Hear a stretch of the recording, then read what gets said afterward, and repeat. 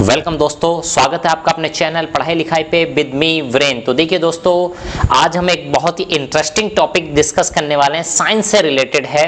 ठीक है, आपने सन के बारे में बहुत सारी चीजें सुनी होंगी, देखी होंगी। ठीक है, आज एक नई चीज आपने चंद्र ग्रहण, सूर्य ग्रहण, ये सब चीजें देखी होंगी। आज हम क्या देखने वाले हैं, देखिए जैसे कि इमेज में दिखाई दे रहा है, ये बीच में क्या है, बीच में है सन, और सन के चारों तरफ ये रिंग टाइप का एक बन गया है। ठीक है, क्या बना है, एक रिंग टाइप का बन गया है।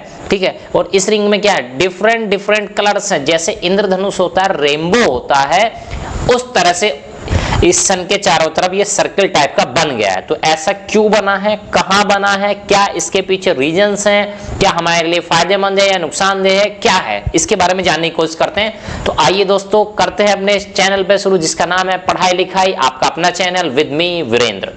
तो आइए दोस्तों, न्यूज क्या है, द सन हेलो, नाम क्या है इसका, द सन हेलो, या हेलो भी कह सकते हैं आप इसको, वाज स्पॉटेड। तो ये जो सर्किल बना है इसको बोला जाता है सन्स हेलो। ठीक है, इसका ये नाम है वाज स्पॉटेड, यानी ये देखा गया ऑन 2 जून, इसी 2 जून को ये देखा गया इन पार्ट्स ऑफ हैदराबाद, हैदराबाद के कुछ हिस्सों में देखा गया है। ठीक है, ए रेयर फिनोमेना, एक तरह का रेयर है बिल्कुल, यानी कभी कभी दिखाई देता है। इन स्काईज, आसमान में देखा गया, कहां, बेंगलुरु में भी देखा गया, हैदराबाद में भी देखा गया। तो बेसिकली 2 जगह ये देखा गया है। ठीक, the rainbow coloured rings, rainbow यानी इंद्रधनुष जिसमें 7 रंग दिखाई देते हैं, आपको 7 कलर्स दिखाई देते हैं, रिंग्स अपीयर्ड एनसर्कलिंग द सन, सूर्य को चारों तरफ से घेरे हुए इस टाइप का एक सर्कल दिखाई दिया है in the morning hours of Wednesday. कब, इन द मॉर्निंग आवर्स, यानी सुबह सुबह की ये बात की जा रही है। आइए दोस्तों आगे चलते हैं और भी कुछ डीप में जानने की कोशिश करते हैं। A sun halo is a rare optical phenomena in which a ring is formed around the sun, यानी कि सूर्य के चारों तरफ एक सर्किल बन जाता है, एक रिंग टाइप का बन जाता है, ये फिनोमेना कहलाता है ऐसा। ठीक है, the sun as light gets refracted through suspended ice particles in the atmosphere। कहना क्या चाह रहा है, सपोज करो ये सूरज है, ठीक है, ये क्या है, सन है। ठीक है, आप जानते हैं सन गर्म होता है, उसका टेम्परेचर बहुत ज्यादा होता है। अब इसके चारों तरफ क्या, देखिए जो हमारा वातावरण होता है, जो हमारा एटमॉस्फेयर होता है, सपोज करो उसमें आइस के छोटे छोटे पीस है, छोटे छोटे टुकड़े हैं, चारों तरफ बिखरे हुए हैं। अब आपका क्वेश्चन उठेगा कि भाई ये आइस के, बर्फ के टुकड़े कहां से आ गए। तो देखिए क्या है, ठीक है, वेपराइजेशन होता है, उसके बाद वो मॉइस्चर जो होता है, ठीक है, वेपर के फॉर्म में आसमान में जाता है, ऊपर एटमॉस्फेयर में जाता है, फिर उसका वहां पे जाके क्या होता है, वो ठंडा हो जाता है, तो कंडेंसेशन होता है, यानी जमना शुरू हो जाता है फ्री। कभी अचानक से क्या होता है, अचानक से टेम्परेचर बहुत ज्यादा गिर जाए तो वो छोटे छोटे क्रिस्टल बर्फ के, ऐसे नहीं कि बर्फ के पहाड़ बन जाते, ठीक है, छोटे छोटे बर्फ के टुकड़े कभी कभी बन जाते हैं। ठीक है, तो ये सूरज से निकलने वाली जो लाइट है, जब इन छोटे छोटे आइस के टुकड़ों पर पड़ती है, आइस के क्रिस्टल्स पर पड़ती है एटमॉस्फेयर में जो कि प्रेजेंट हैं, सस्पेंडेड हैं, गेट्स रिफ्रैक्टेड, तो उसका क्या होता है, उसका रिफ्रैक्शन होता है। ठीक है, क्या होता है उसका रिफ्रैक्शन। तो आपको याद रखना है सन हालो फिनोमेना का जो कॉन्सेप्ट है, तो आपसे ऐसे एग्जाम में पूछ सकता है कि जो सन हालो है वो क्यों होता है, तो due to lights get refracted, sun की लाइट क्या होती है, रिफ्रैक्शन, ऐसा ऑप्शन में आपको दे सकता है। तो देखिए मैं ये टॉपिक जो डिस्कस कर रहा है, ये आने वाले एग्जाम से, आने वाले ईयर्स में आपके एग्जाम में, ठीक है, मुझे बहुत ज्यादा लग रहा है कि ये चांसेस हैं कि ये जरूर ट्रेंड करने वाला है आपके एग्जाम्स में। तो आइए दोस्तों थोड़ा सा जाना और भी कुछ डीप में जाएंगे। The optical atmospheric phenomena which is known as 22 degree circular halo.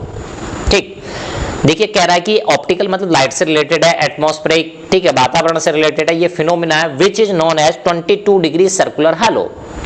इसको 22 डिग्री सर्कुलर हालो के नाम से भी जाना जाता है। अब ऐसा क्यों नाम दिया गया इसका 22 डिग्री सर्कुलर हालो, तो उसके बारे में भी जानेंगे। क्या ये केवल यहाँ पे जो सन है, ठीक है, क्या ये केवल 22 डिग्री तक ही दिखाई देता है, यानी ये जैसे एंगल हो गया ना, यहाँ से यहाँ तक, ये मान लिया कितना हो गया, मान लिया 22। ठीक है, तो ऐसा होता है क्या, तो बिल्कुल भी ऐसा नहीं होता है। ठीक है, जानेंगे इस 22 का क्या मकसद है यहाँ पे।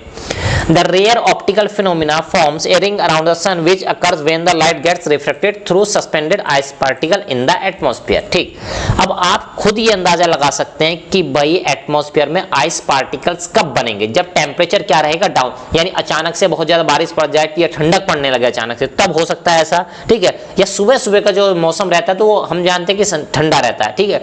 तो सुबह के मौसम में ऐसे होने की संभावनाएं बढ़ जाती है, ठीक है। हम ये नहीं कह रहे कि हमेशा सुबह में ही होगा, ठीक है, लेकिन सुबह में होने की संभावनाएं क्या हो जाती हैं? बढ़ जाती हैं, थोड़ा इंक्रीज हो जाती हैं, ठीक। आइए दोस्तों और चीजें जानते हैं। It is an unusual optical solar spectacles that occurs when the sun's or moon rays get refracted। तो ऐसा नहीं है कि ये सन के साथ होता है, ये मून के साथ भी हो सकता है, चंद्रमा के साथ भी ये चीज हो सकती है। रिफ्रैक्टेड और deflected through the hexagonal ice crystal. अब ये इसमें एक नया पॉइंट आया है कि आइस क्रिस्टल कैसे होने चाहिए? हेक्सागोनल, ठीक है, यानी हेक्सागोनल आइस क्रिस्टल होंगे, उनसे जब ये रिफ्रैक्टेड होता है, डिफ्लेक्टेड होता है, तब ice crystals in the citrus cloud, तब इस तरह की स्ट्रक्चर आपकी क्लाउड में, बादलों में आपको देखने को मिलती है, ठीक है। तो यानी कि अब ये सोचते हैं यार आइस क्रिस्टल हो और वो भी कैसे हो? हेक्सागोनल शेप के हो, ठीक है। हेक्सागोनल समझते हैं 6 साइड वाला, ठीक है। क्या होता है 6 साइड वाला? ये देखो 1 2 3 4 5 6, तो इस टाइप की स्ट्रक्चर, ठीक है। ऐसे ये पीछे को भी रहेगा, ठीक है। तो इस टाइप का एक बॉक्स टाइप का पीछे को जब क्रिएट हो जाता है इस टाइप से, ठीक है, तो इसको बोला जाता है हेक्सागोनल, ठीक है। तो ये एक बॉक्स टाइप का बन गया पीछे तक, तो इस टाइप का आप समझ सकते हैं। हाँ, आपकी पेंसिल जो होती है, जिसको पेंसिल को आप यूज करते हैं, तो शायद वो हेक्सागोनल ही होती है। तो पेंसिल के टाइप का शेप के जब ये क्रिस्टल होते हैं तब ऐसा होने के चांसेस बढ़ जाते हैं। तो आइए देखते हैं भाई ऐसा हेक्सागोनल में क्यों होता है, और भी चीजें जानेंगे। This optical phenomena occurs when the sunlight gets refracted in millions of hexagonal ice crystal। अब देखो ऐसा नहीं कि एक बर्फ का टुकड़ा है उससे रिफ्लेक्टेड हुई और ये फैल गई इधर उधर, ठीक है। मिलियंस ऑफ, लाखों, ठीक है, लाखों क्रिस्टल जब होंगे आइस के, हेक्सागोनल क्रिस्टल होंगे, तब ये ऐसा पिक्चर देखने में आती है। आइए अब इसके चलते हैं टेक्निकल इश्यू पे कि एक्चुअली इसमें हो क्या रहा है, ठीक। तो देखो भाई, तो पहले इमेज से समझने की कोशिश करते हैं, इमेज से जल्दी समझ में आ जाती है चीजें, ठीक है। तो देखो भाई ये था सन, इससे लाइट आके पड़ी यहाँ, कहाँ? हेक्सागोनल आइस क्रिस्टल पर। अब देखो एक साइड से एंटर कर रही है। अब देखिए क्या होता है, लाइट की ये प्रॉपर्टी होती है, जब एक मीडियम से दूसरे मीडियम में जाती है तो उसकी चीजें क्या हो जाती है? प्रॉपर्टीज क्या हो जाती है? चेंज हो जाती है। तो देखो क्या होगा, हाँ देखो क्या होगा, जब सन की लाइट यहाँ पे गिरी, इसके ऊपर आके गिरी, क्रिस्टल की एक साइड के ऊपर आके गिरी, तो यहाँ पे यानी एयर से या एटमॉस्फेयर से पहले क्रिस्टल में एंटर की तो डिफ्लेक्ट हो जाएगी थोड़ा सा, उसके बाद भाई इसमें एंटर की है तो इससे लीप भी तो करेगी, तो जब इससे निकल के जाएगी, क्रिस्टल से बाहर निकलेगी, तब भी क्या हो जाएगी? डिफ्लेक्ट हो जाएगी। और टोटल कितने डिफ्लेक्ट हो गई, ठीक है। तो यानी पहले ऐसे आ रही थी, मटेरियल में घुसी तो इतनी चेंज हो गई, ठीक है, और मटेरियल से बाहर निकली तो इतनी चेंज हो गई, यानी ओरिजिनल पोजीशन से आप देख पा रहे हैं कितना चेंज हो गई, तो इतनी। तो इस तरह से हम कह सकते हैं। तो ये कितनी चेंज हो जाती है, कितने डिग्री? तो ये हो जाती है 22 डिग्री, ठीक है। तो इसलिए इसका नाम दिया गया था ए 22 डिग्री हालो। तो ये क्वेश्चन भी बहुत ज्यादा इंपॉर्टेंट हो जाता है आपके साइंस एंड टेक्नोलॉजी टाइप के क्वेश्चन से। चलिए अब आप समझ चुके हैं कि इसको क्यों नाम दिया गया 22 डिग्री हेलो। तो देखिए क्या है, a 22 degree halo develops when light enters one side of a columnar ice crystal and exit through another side, यानी एक साइड से एंटर करती है, दूसरी साइड से लीव करती है, तब ऐसी पिक्चर देखने में आती है। The light is refracted when it enters ice crystal, जैसे ही लाइट आइस क्रिस्टल में एंटर करती है तब भी रिफ्रेक्टेड होती है, एंड वंस अगेन, और दोबारा फिर से होती है, व्हेन इट लीव, जब वहां से गुजरती है, यानी कि आइस से जब बाहर निकलेगी, यानी मीडियम चेंज होगा, आइस से यानी सॉलिड से हो जाएगा एटमॉस्फेयर वाला मीडियम। तो 2 बार होती है और टोटल कितना हो जाती है? 22 डिग्री एंगल चेंज हो जाती है, इसलिए इसका नाम दिया गया है 22 डिग्री हेलो।